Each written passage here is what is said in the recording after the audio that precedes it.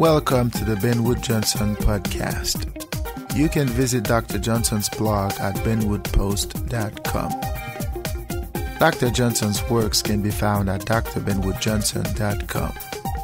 You can also support Dr. Johnson on Patreon, the link to which is in the description.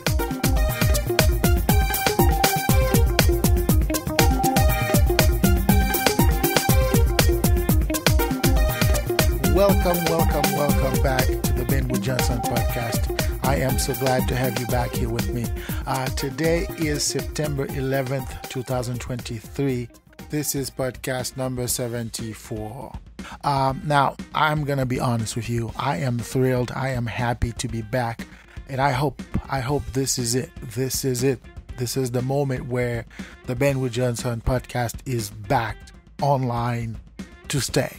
Because over the last few months, if not year, I've been telling you that we're coming back, and we've not been able to come back because every time something comes up, some distraction, I have been bombarded by distractions, and it's been by design. And as you will hear in this series of podcasts, I have been purposefully distracted. But I believe at this point that there's been a conspiracy to keep me busy for nothing, because I have not been busy doing anything significant. I've been busy for nothing. I've been fighting, avoiding hits from here, avoiding hits from there. I've been in a fight of my life, and please stick with me in these podcasts. You will hear what I mean by that. These podcasts are going to be dedicated to me, to my family, to my plight in America. These episodes are designed to give you a glimpse into my personal life, my personal plight in America. It's been a difficult time for me, difficult time for my family. Over the last few years, I have been in the fight of my life. I have never fought that hard before. And so far, I am still fighting back, and I'm coming out unscathed from this fight, and hopefully it remains that way. Don't forget to subscribe to this podcast. And if you're watching us on YouTube, please like and subscribe and come back for more. I promise you, I will try my best to get the series of podcasts up and running from this point forward. Without further ado, let us delve right into it.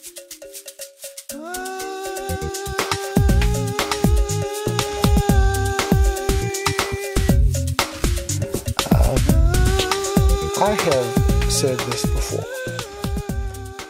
and I am going to say it again. I do not like to talk about myself. I don't find it productive to talk about me, to talk about my stories, to talk about my realities.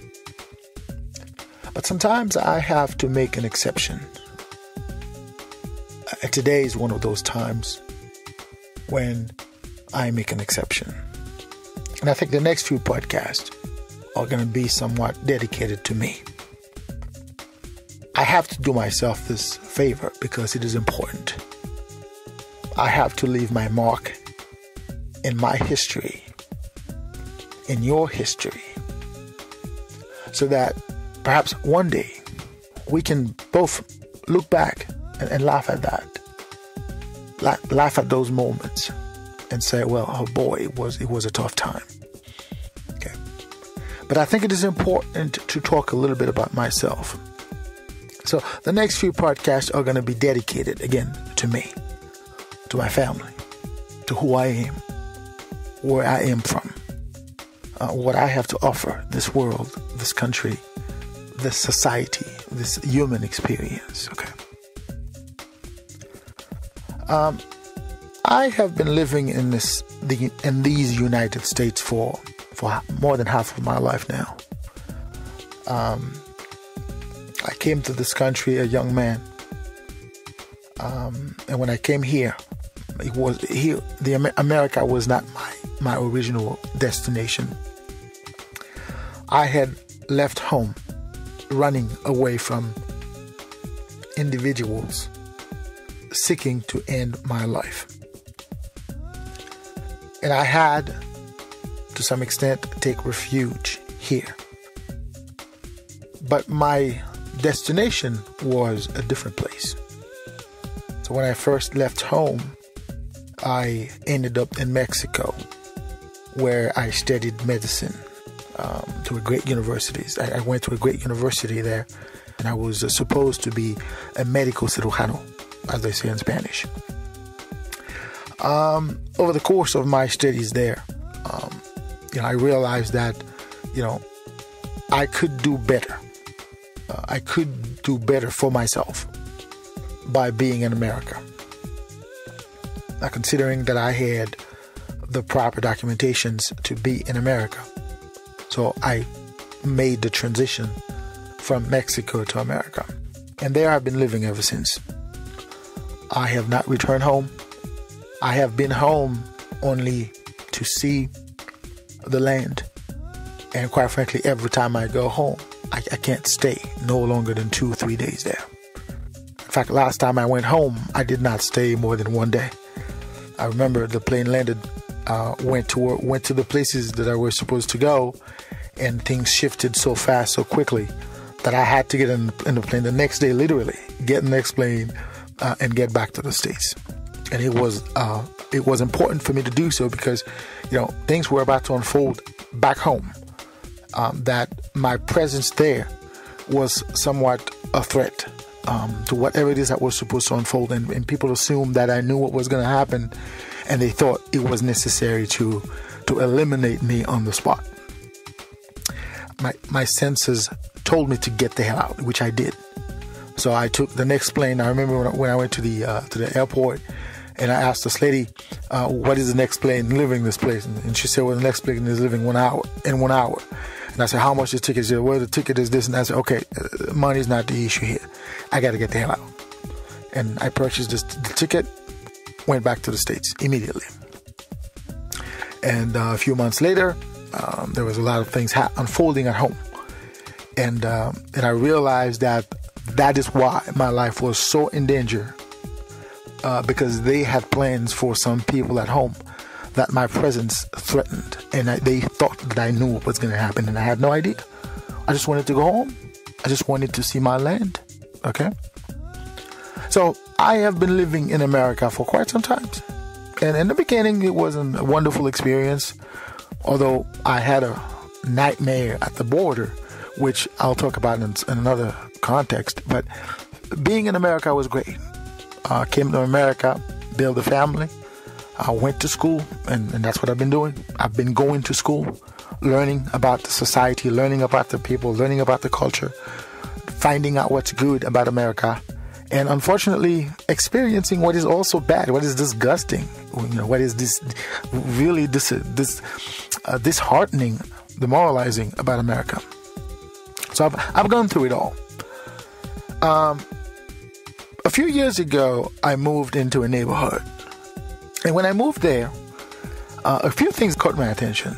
The neighbors, a few of them knew who I was before I moved in. They knew my name, even the phone that I just installed in the house. I had not even moved in the house. They knew that phone number. They knew everything about me. So that sort of caught my attention. It's like, how do they know who I am? So have they been investigating me? And then I realized that they have. Okay, in the beginning, it didn't really bother me because, new neighbors are moving in. Some people want to know who you are. And I didn't think there was anything wrong with that they wanted to know who I am. But over time, I sensed an animosity. And I remember one time I had bought a new car. One of those neighbors came up to me and says, how the hell did you afford this car? What are you doing for a living? How can you afford this car? And I was quite taken by that question, because where I'm from, you don't ask people that kind of questions, right? So culturally, it was a shock to me, and I was quite taken by it. I'm like, what? So those were signs, and being in the neighborhood, things happened. One time I was going to pick up my son from school. I was pulled over by the police near the school, intimidated there. Apparently, some neighbors had seen a black man parked near the school, had made assumptions, and had called the police. And the police had come, and then they came after me. Another time in the school, they went after my son, accused him of things, trying to belittle him, to destroy him. And over time, I realized that, wait a minute, they don't want me in that community. It became obvious to me, right? They don't want me in that community. And I kept my distance.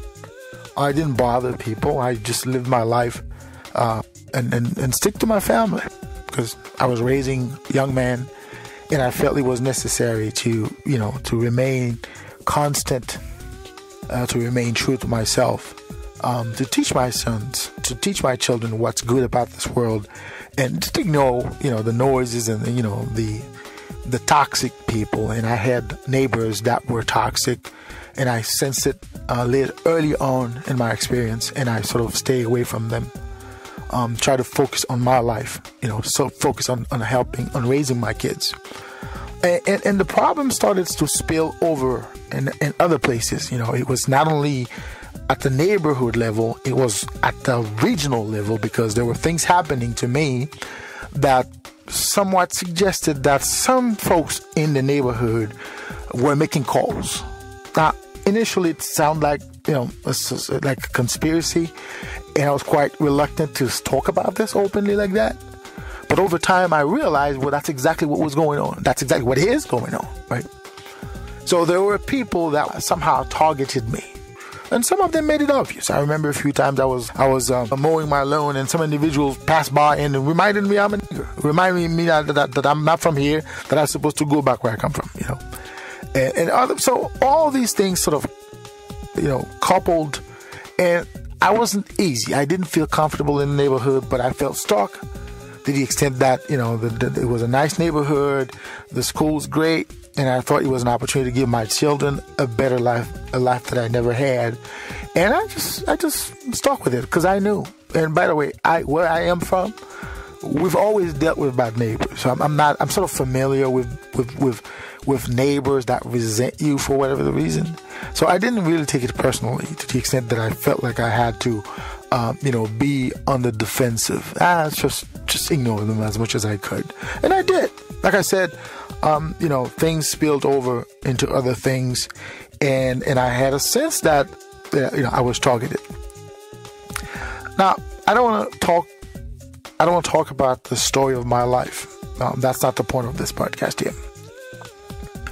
What I'm trying to say here is that it's sort of on and off.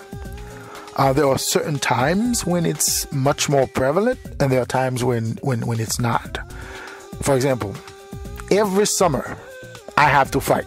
Like every summer, there are some shenanigans, there are some stuff happening, either in the neighborhood itself, the neighbors themselves, or somehow, somewhere, at some point, somebody is going to launch an attack. I'm going to have to defend myself, having to deal with this. Like every year, there's something. When it's cold, the summer, everybody's indoors, not a lot happens.